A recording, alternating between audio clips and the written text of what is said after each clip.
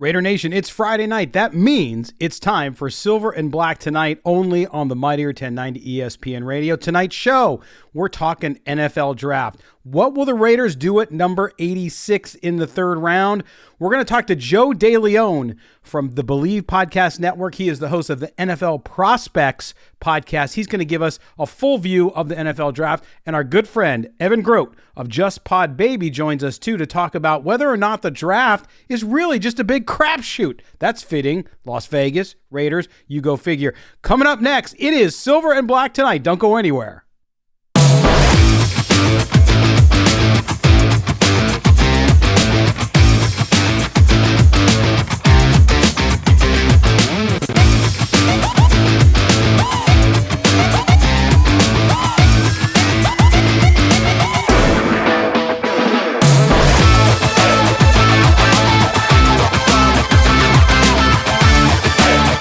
Welcome back. It is Friday night, Southern California. That means it's time for Silver and Black tonight. Southern California's only All Raiders talk show. Scott Gulbransen back with you. Hope you're doing well. Hope you had a great week. We're inching towards the NFL Draft just northwest on the I-15 from SoCal, of course, out in Las Vegas, home of your Raiders. The draft is gearing up. Yes, the Raiders don't have rounds 1 and 2 to deal with, at least that we know of, unless there's a trade. But there's plenty to talk about. And we want to start tonight's show first by dedicating it to a great Raider that we lost on Thursday. Of course, the Mad Bomber Daryle Lamonica passed away at the age of 80. Guest on this show in the past. We will link that up in the corner on YouTube if you're watching us, or if you're listening to us on the Mightier 1090, check out the show afterwards on the podcast feed, and there'll be a link to our show with Daryle Lamonica in there. So our best to the Lamonica families, I'm sure, dealing with what a great loss and a great Raider. So we certainly want to send out our best to the family and to Raider Nation over that. But tonight we're going to get to right away talking about the NFL Draft, because the Raiders, they still need a lot of help. Yes, they've had a great offseason thus far, in my view, when it comes to the Davante Adams trade. They've gone out and gotten the free agents they need to bolster the defensive front inside a little bit. Also on the back end, and of course, they signed Carr to that extension as well. So they've taken care of a lot of the issues. Dave Ziegler, Josh McDaniels have been very busy, but they also need to get an influx of young talent. They need talent on the offensive line. They need talent at safety. They still need some more defensive depth. And so we're going to talk about that a little bit tonight. And doing that with us tonight, welcoming back a guest we've had in the past. It is Joe DeLeone. He hosts the NFL Draft Prospects podcast, as well as the FCS podcast over on our good network, our good friends at the network, the Believe Podcast Network. You can follow him on Twitter, by the way, at Joe DeLeone. Joe, thanks for being with us here on Silver and Black tonight. Yeah, I'm excited. We're officially a week away when we're taping this, so I'm just excited the NFL Draft is finally here. For me, it's like Christmas night, but spread out into 3 days. So getting to talk about the draft, I'm always here for it. I appreciate that. I know Raider Nation, for the Raiders have had so many first and second round picks, and let's be honest, they just have not panned out, which has not been good. So in some ways, I'm hearing from our listeners and viewers that, I'm okay maybe with the Raiders. I mean, they got Davante Adams, and that was almost like their first and second round pick. So people feel really excited about that. But let's start kind of at the macro level, Joe. If you look at this draft, probably the least exciting when it comes to quarterbacks since 2014. Of course, that's the year Derek Carr came out. But there's lots of other talent in this draft, of course. What's particularly strong about the 2022 draft, despite the lack of that sexy quarterback name up in the first round? Right. You definitely hit the nail on the head there with this quarterback group just not being very good. There's no premier player. There's not a lot of guys that teams are going to be willing to trade up for. Eventually, we might get a run because one guy gets selected, if it's Malik Willis or Kenny Pickett. But I think a lot of teams are recognizing this is not a quarterback quality draft if you need one. Instead, that depth and that talent is all over these defensive position groups, particularly at edge. There are so many guys that are being brought up in the first top 10 picks, and then throughout the first round, whether it's Kayvon Thibodeau, Trayvon Walker, Jermaine Johnson, Aiden Hutchinson, who's being talked about at the top, George Karlaftis. You can keep going down this list with so many talented names in the equation, but we also have really good quality at corner with Derek Stingley and Andrew Booth, as well as Sauce Gardner, some quality back end of the first round guys with Trent McDuffie and Kyer Elam. And then the safety group is sneaky good as well in the first round with Kyle Hamilton and Jaquan Brisker and Lewis Seen in that conversation at safety. But those are probably the best groups of the bunch, considering if we're talking about depth and then the quality of talent overall. Yeah, no question about it. I mean, some of those names you mentioned, but with that lack of a quarterback in the first round, despite the depth elsewhere, do you anticipate less movement? I mean, in other years where you have that quarterback or some of those other positions at the top of the draft where there's a lot of big names, you'll see a lot of movement or seemingly some movement in the first round. Do you anticipate we'll see a slower trade market because of that? Yeah, because what always drives up the trade market in the NFL draft is the quarterback position. Teams that are desperate to hit that reset button. And I think that there's only two guys that teams are going to be willing to really fight for to trade up and be in a position to select. And that is primarily going to be Malik Willis and Kenny Pickett. What is going to, I think, open things up for trades is that if Malik Willis is available somewhere around pick 10, do the Pittsburgh Steelers pick up the phone and try to move up and go get him? There's been a lot of connections to him in the Pittsburgh Steelers. Same thing very well can happen with Kenny Pickett. But the one key one that I'm going to be watching for and that I think we should be watching for on draft night is what the Saints are going to do. They went and got the Philadelphia Eagles pick, one of their first-round picks because they had 3 at one point, and they weren't doing that so they had 2 first-round picks. They were lining themselves up so that they can trade up higher. And I think a lot of people assumed that was going to be for a quarterback. But if you consider what happened during the offseason, losing Teron and Armstead, their offensive line has regressed a little bit over time, especially this last year. So I think once the first 2 tackles go, whether it is any combination of Evan Neal, Ika Mekwonu, and Charles Cross, whoever is the third remaining guy, I'm willing to bet that the phone is going to get picked up by the Saints so that they don't miss out on one of those 3 guys. Yeah, that sounds like a safe bet to me, which is fitting since the draft is in Las Vegas. Again, Joe DeLeone, who hosts the NFL Draft Prospects on the Believe Network, is with us. We're talking draft. Now let's shift to the Raiders, Joe. Of course, they traded their 1 and 2 in the Devontae Adams deal. They still have needs at offensive line, especially on that right side, defensive tackle, safety, and linebacker a little bit. If you look at that number 86 pick, if they stay pat where they're at and don't move anywhere, either up in the second or up in the third even, and you look at their needs, give us a couple names of guys you think fit in, especially from an offensive line perspective. And then from a defensive perspective, obviously they're fine on the edge now with Chandler Jones and Max Crosby, but they need help on the inside. What do you see there for the Raiders perhaps at 86? Right. I think it's probably going to be in the line of an offensive lineman would make the most sense because we look at what their biggest strength last year was their defense, and there certainly are some holes that they need to fill defensively, but at a good stretch of last season, their offensive line wasn't doing very good. They weren't creating very good quality rushing lanes for Josh Jacobs or whoever was carrying the rock last year. So that, I think, to me is a big one, is trying to add some offensive linemen. Some of the names that make sense around that spot, Nicholas Petit-Frere from Ohio State, Abraham Lucas from Washington State. He's somebody who has been picking up some steam in terms of some name value. But then also maybe is Dylan Parham from Memphis still available, a riser throughout this class? Is Darian Kennard from Kentucky still available, which is probably unlikely? If they want to reset at center, I think Cole Strange from Chattanooga is a really interesting name as well. And then flipping things defensively, Nick Cross from Maryland, to me, screams a total Raiders pick. And I know it's so cliche to say that the Raiders are going to draft an athlete, but Nick Cross is a really, really good athlete, was one of the best testers at the combine. And then to hit on, you mentioned that the linebackers that they might be looking at, Leo Chenal, I would be ecstatic if he's available in the 3rd round, but I think he's going to go a lot sooner than that.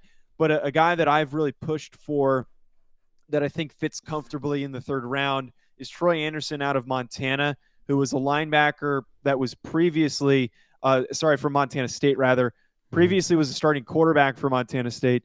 Then they move him over to running back, and he's used as a multi-faceted offensive weapon. They transfer him over to the defensive side of the football, and he was incredibly dominant to the point where he was in contention for the National Defensive Player of the Year award. So a little green to the position, fantastic athlete, big guy, relentless hitter. That would be a really, really nice Raiders pick if they went with Troy Anderson in the third round.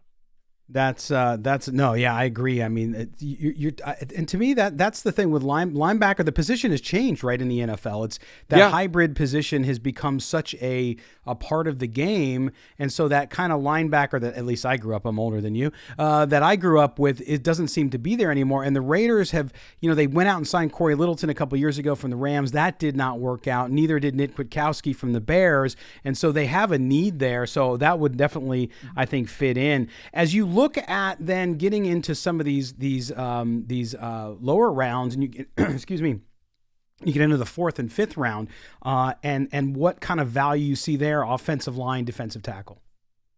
Yeah, offensive line. If we're paying attention to some of these interior guys, I think there's some underrated names to be aware of. Lecitus Smith from Virginia Tech, somewhere round 4 or round 5. Chris Paul from Tulsa is an interesting name to pay attention to. Alec Lidstrom from Boston College. These are some guys that just I think haven't been talked about a ton, but have some good quality value because that they've been long-term starters and contributors for the programs that they've played for.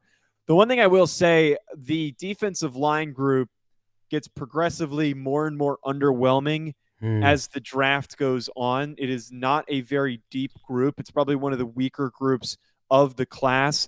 But Thomas Booker from Stanford is incredibly underrated. I think that he hasn't been talked about enough in his capabilities and the impact that he can provide.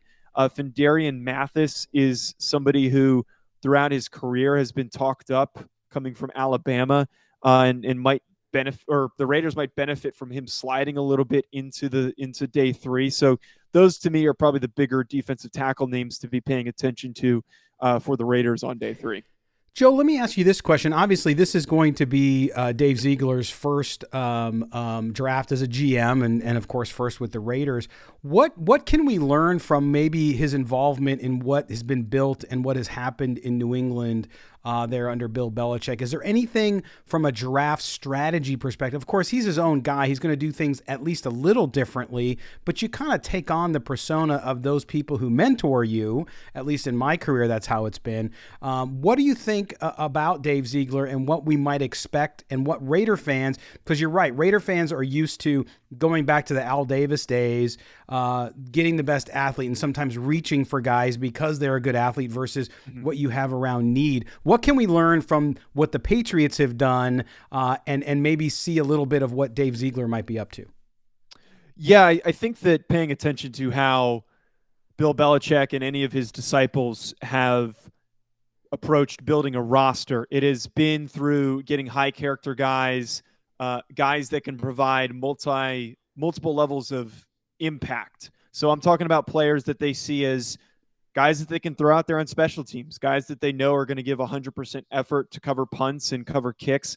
Like that to me is always been the bread and butter for building these really good rosters for the New England Patriots. And a lot of times these young guys don't really step in and have immediate impacts. But what you kind of get with some of these players that the Patriots have drafted over the tenure of Bill Belichick is guys that maybe start out playing special teams, start to increase their role, and because they're working really hard and they acknowledge that the coaching staff acknowledges that they're putting in that effort, they eventually start working themselves into a starting role. So those high character guys, maybe those long-term projects that are strong athletes, but the big thing too, definitely high character has always been a main approach for building throughout the draft. And they've taken some risks, obviously, on free agents that don't necessarily fit that high character mold, with Antonio Brown and Randy Moss and Josh Gordon, and the list could probably go on and on. But I think that they've always tried to play it a little bit safer when it comes to the draft. Yeah, no question. Joe DeLeone hosts the NFL Draft Prospects podcast for the Believe Network. He is our guest here on Silver and Black Tonight on the Mightier 1090 ESPN Radio. Joe, let me ask you this. You look at the draft and what's happening this year. You know, last year was so odd because of COVID. There were a lot of kids who hadn't played. And so I think scouting was a real difficult thing last year because you had some kids that were coming out that you didn't get film on. That was 2 years old in some cases, or at least a year old. Now you had a full season in college football this past year. What do you expect from this draft that maybe we didn't see the last couple because of COVID? Yeah, I think the big thing that we're going to get differently this year is the massive amounts of depth that this class has. And he talked about the restrictions with scouting. It made it difficult to verify a lot of these numbers.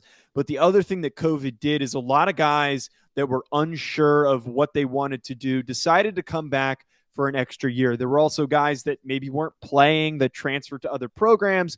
But the other thing, too, there was this phenomenon almost, especially amongst the FCS guys, of during that peak COVID period of time when it was like April, May, June, and a lot of these states were in lockdown.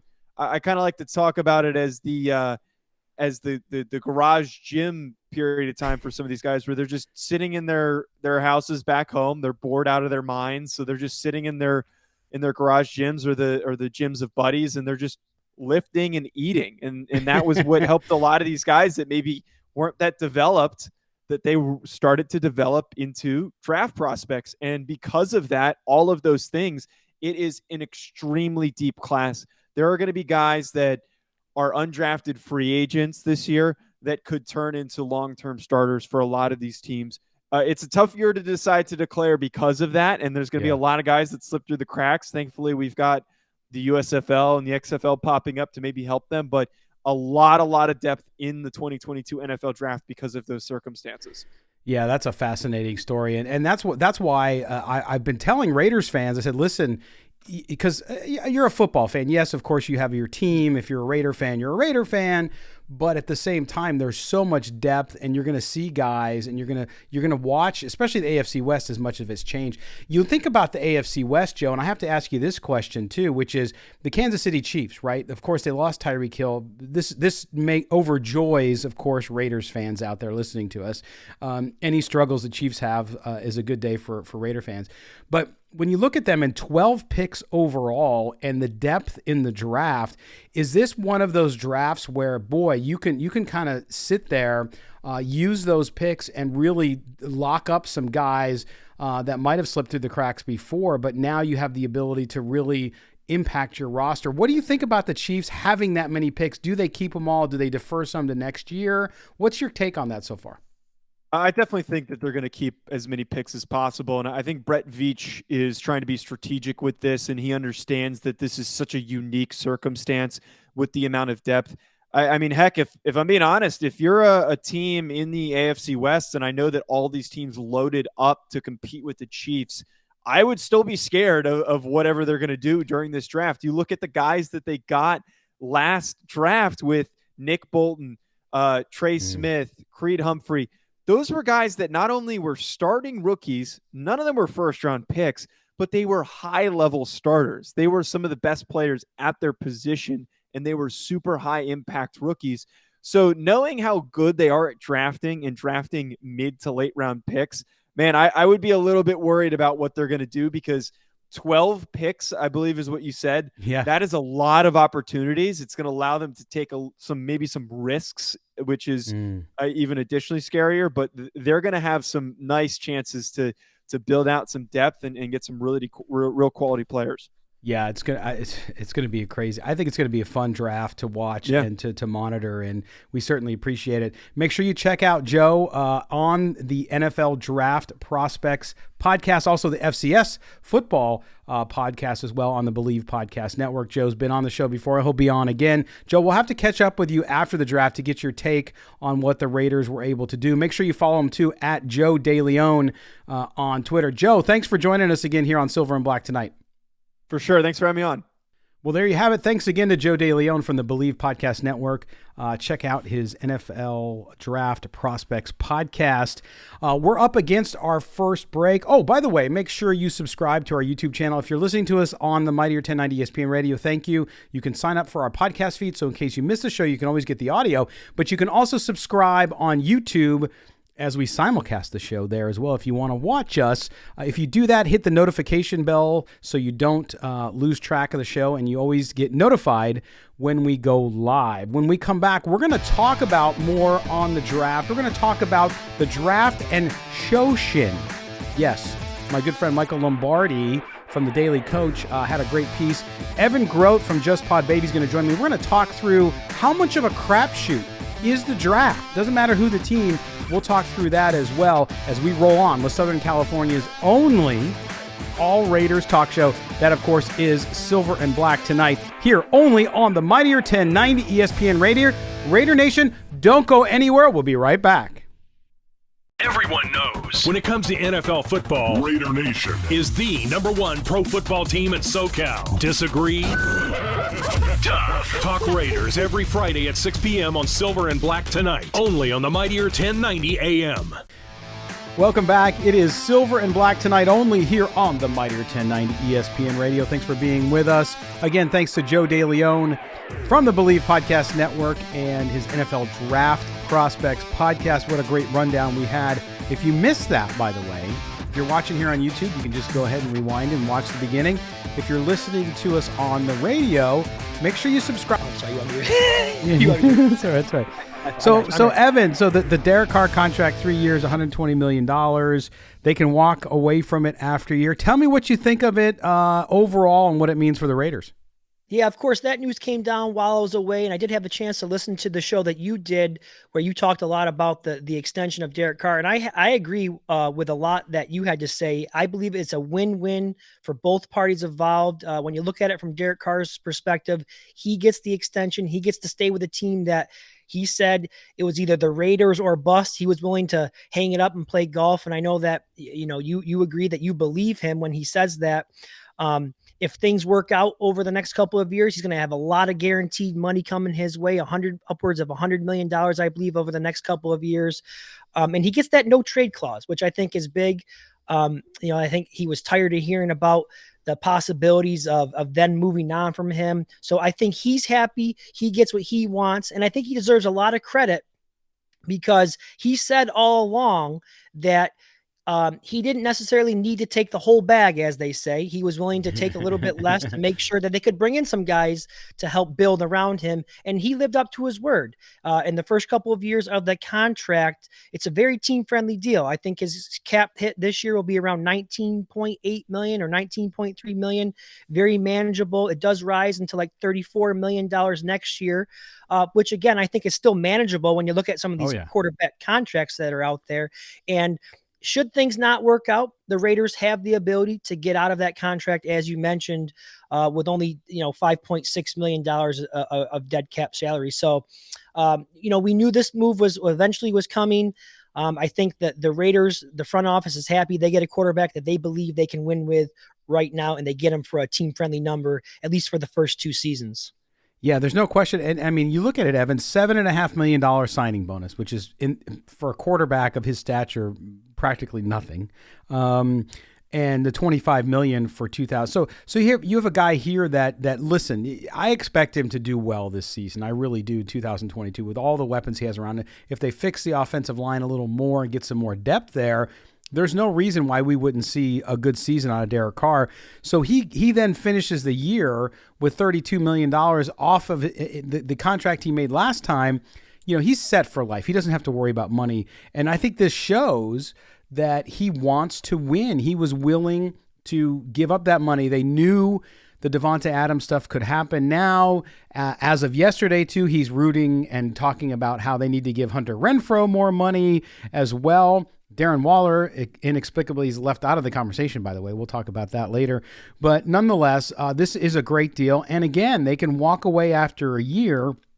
They have 3 days until after the Super Bowl. So if Derek Carr goes out and has a baller year, great. Then they let it roll over. They pay him $33 million next year, which is still a bargain, especially if they go deep in the playoffs. And now you look at it, Evan, he ranks about 11th on the quarterback pay list, even after the extension. I think this is beyond a team-friendly deal, and I think it does show genuinely, we had Mike Florio call him a phony, saying, oh, he wouldn't play and all this stuff. But in reality, I think his actions speak louder than words. Yeah, I think he did receive some criticism back when he signed that first extension, especially after what transpired with Khalil Mack not being signed. A lot of people thought, they gave it all to Carr and he didn't leave any of it for his buddy Khalil Mack. He's in a much different position now here in 2022. He's been the highest paid player in the league. He's spoken about that many times. He doesn't need that again. His family, they're financially set up forever now, and his number one priority is winning. And I'm not saying that it wasn't always winning, but he knows the narrative that is out there surrounding him. Now entering year 9 without a playoff win, he wants to change that. Yeah, no doubt. And he controls his own destiny, right? I mean, if he wants to stay a Raider like he says he does for his whole career, he's just got to go out and play really well. If he plays really well, then his contract rolls over and he gets all that guaranteed dough. So that's phenomenal as well. But incredible just how all of this has come together for the Raiders. And as we head into the draft, and we'll talk to you next time more about after the draft, but you look at what the Raiders are doing. They don't have a first or second round pick. The draft always, to me, and I talked about this with Kelly last week as well, Evan, which was, the draft to me it's just a crapshoot, right? Because no matter, we spend all this time as media, as podcast hosts, radio hosts, newspaper writers, covering the draft ad nauseum. And it's a huge TV thing now, right? It has been for many decades now. I used to be a lot more into it as a fan than even as a journalist. And I just look at it and I think I asked Kelly last week if it jumped the shark. And in some ways, I think it has, just because it's become an event. It's an entertainment event. But when it comes to building teams, Evan, you look at things and you say, wow, you know what? It doesn't always end up being like you think it's going to be. I mean, look at all the Raiders picks they had over the last couple of years. And I'm not saying that to pick on past administrations, to pick on Mike Mayock or John Gruden. I'm just saying it overall. That's why when I read this piece on the Daily Coach called the draft and the NFL draft and Socian, it caught my eye. And let me tell you why. I'm going to get your reaction here in a second, Evan. But what it talks about in the story, and you can see it here on the screen. We'll show it to you on the video, and we'll link it in the description below on the podcast and on the YouTube channel. The success rate of drafting talent is about the same as when teams relied on the sporting news, a printed sporting news in the 1950s, okay? 17 years ago, economists Richard Thaler and Cade Massey did a study of the history of the draft where they analyzed it, and what they discovered was that despite the time and money that football teams devoted to the draft, they weren't very effective at predicting who would be the best selection. In fact, there was a 52% chance that a player picked in the first is better than a player picked at the same position later on. And so this idea of Shoshin is the belief that, quote, in the beginner's mind, there are many possibilities. In the expert minds, there are few. So, Evan, you think about this as we get into Eastern philosophy here on Silver and Black tonight. But the fact that there's no better, with all the data, with the computers, with the analytics, all the stuff that we hear about that has changed the game and sports in general, we're seeing that there's no better return on draft picks than when they used to use printed copies of the sporting news. Yeah. My first reaction when you sent me the link and I started reading the article, I think I have a strong belief that if you, myself, Mo Moton, and Kelly Kreiner got together, we could have some success in the draft. I really do believe that, at least in the early rounds. Yes. At least in the early rounds. I do believe that. But yeah, I found the article very interesting as well. In fact, I wrote down some notes here myself from the article. That study that you mentioned that those two men did concluded that there's a 52% chance that a player picked first is better than a player picked at the same position later in that draft. 52%. I mean, we're talking about flipping a coin, and the article points that out. And, I think I also had one other quote here that I wanted to share that I found interesting, and then I'd like to expand on that. NFL teams believe they are experts. They continue with the same thought processes they've always had, and they never examine different possibilities or express fears that they may be wrong.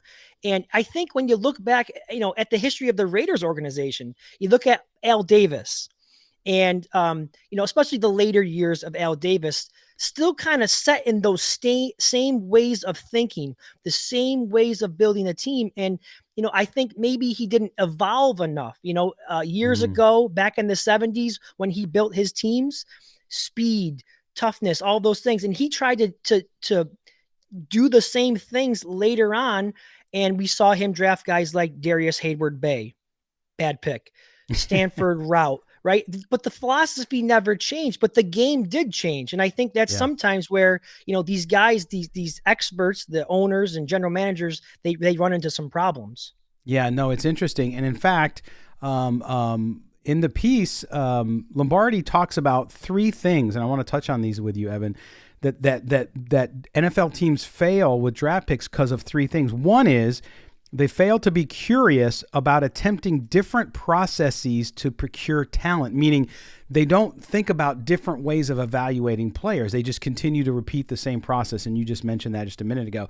Second, they don't disrupt individual thinking. They rely on groupthink. So this is the room. If you saw the movie Moneyball, which is, of course, about baseball and the Oakland A's, it was that group of scouts. They all think the same way, and they're being judged in the short term, and they don't think about the long term, so they make decisions. And then third, embrace naivete. I can't speak today.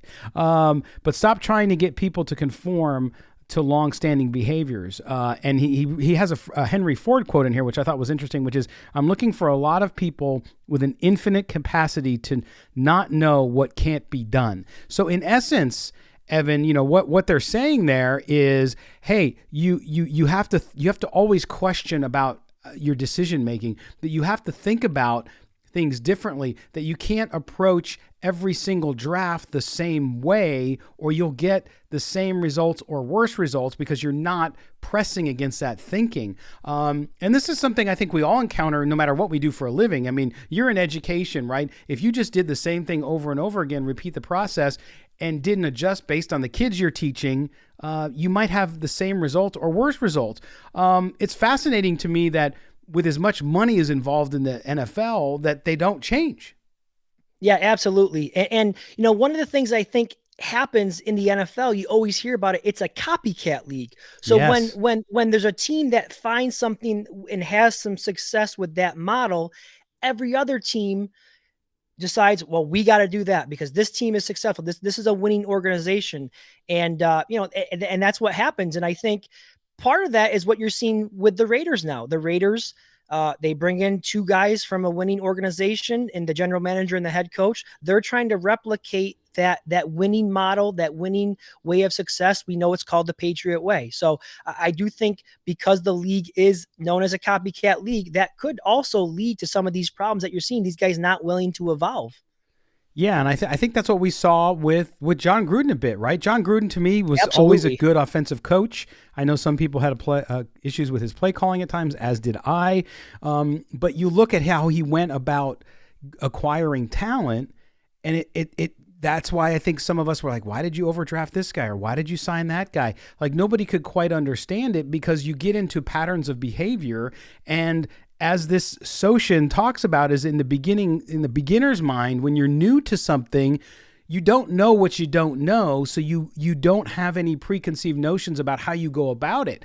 So in an expert's mind, you've done it so many times, you fall into the trap of doing it the same way. So while there is the possibility that Dave Ziegler and the Raiders could do exactly what they did in New England, he's also the first time as a general manager. So you have to hope and you have to think that maybe he'll do it differently. I just found the whole piece and the whole concept fascinating because it really is. Sometimes you know too much, and that prohibits you from thinking differently.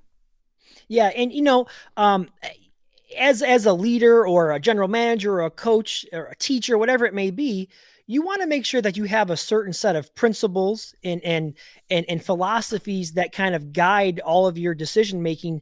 But at the same time, you have to be willing to adapt and to modify and to adjust that thinking, based on, again, as a teacher, the student that you may be working with, or if you're a coach, the player that you're dealing with. So, and I do think that Dave Ziegler, based on some of what we heard from him in his press conference this week, he talked about, not drafting for need, drafting best player available. I think, sometimes people get locked into one way of thinking. We have to address this need. We have to address this need. He told us that, he's going to draft, take the best football player available. And I think Raider fans should be excited for that. Yeah, and Evan, that was I thought you brought up the press conference with Dave Ziegler, and I really appreciated it. And I actually tweeted out about it because I said Raider fans are sort of freaking out in a good way, because to me, for the first time since I've covered the Raiders, it really feels professional. I mean, it feels like Dave Ziegler comes out there.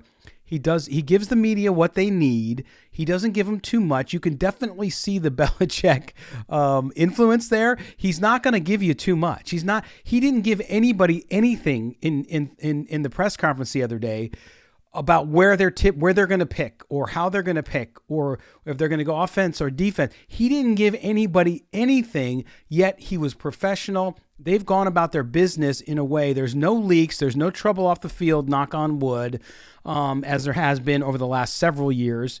And to me, that's really refreshing. And while some fans are pushing back on me saying, well, they haven't done anything yet, it is a different feel. And I think that's going to bode well. And I think Raider fans, the positive Raider fans out there, they're noticing that these guys are going about their business in a much different way.